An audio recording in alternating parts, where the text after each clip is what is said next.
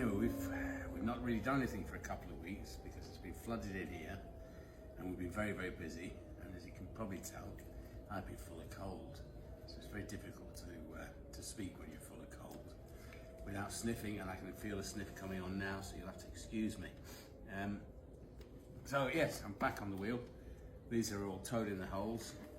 So these are little toad houses. They get turned the other way around with a toad embossed on the top and a hole cut out the side. And they're a toad house. A very easy pot.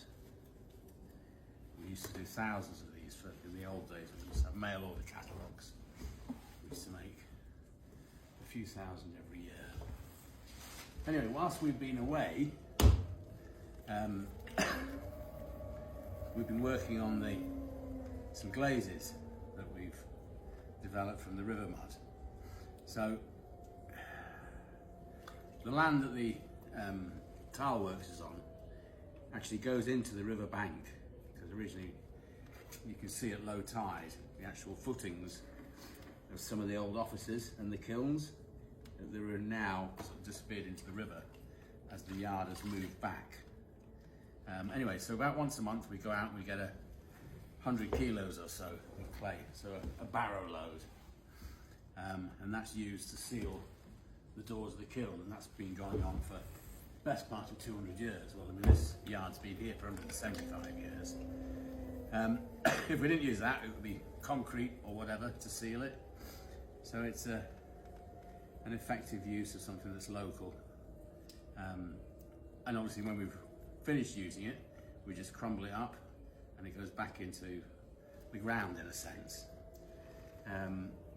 Anyway, from that river mud, we've managed to develop some quite unique glazes, and getting some colours that we didn't think we would actually achieve. So we've achieved like a traditional chemical glaze, an dark iron glaze, which depending on the thickness gives you quite a few variations.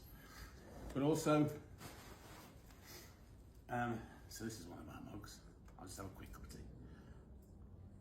Sorry, quick drink. So you can see the incredible variation of colour. So that must be the minerals and the oxides in the sludge, as it were, in what we call the poke. But you get some fantastic colorations in it. So that's the base glaze is that's the river mud on its own. And this is a clear rutile glaze just on top of it. And it just brings out the colours in the actual base glaze. And there's no colouring in the top glaze at all, it's just a clear glaze. So it's amazing, really quite a beautiful variation of colours. So we've got sort of, depending on the percentages we've used, so we've got some glazes that are sort of yellows, really nice earthy tones, and then with sort of greens and blues, and then somewhere it's actually going to red here. So yeah, we've been experimenting for the last 2 weeks doing that, and hopefully we're aiming to launch just a small series of mugs at the end of October, beginning of June, beginning of November. But yeah, so that's what we've been doing. We haven't been wasting time. We've actually been working, but with stonework clay as well. So we'll do some videos of it later on, of me throwing mugs and jugs and bowls and things. The throwing is very, very different to what you'll see today, or what you normally are used to seeing me do. It's much slower, it's much more refined, it's less sort of, it'll be right, you know, it's a much more precise product. But even then, I still, as you notice today, I don't use a pointer. Although we're doing, you know, maybe a run of 100 mugs, I won't use any measurement in a sense, apart from my eyes. And I kind of want to do that now. I do it with most things. There's very few pots, unless I have to work to an actual measurement, that I do measure these days, and it kind of allows the pots to develop a bit more freer, I think. I don't know, I quite enjoy it. I don't like the restriction. And I find that within reason, the pots are pretty good. I certainly wouldn't use a pin to make them all the same size. So yeah, so that's what we've been doing.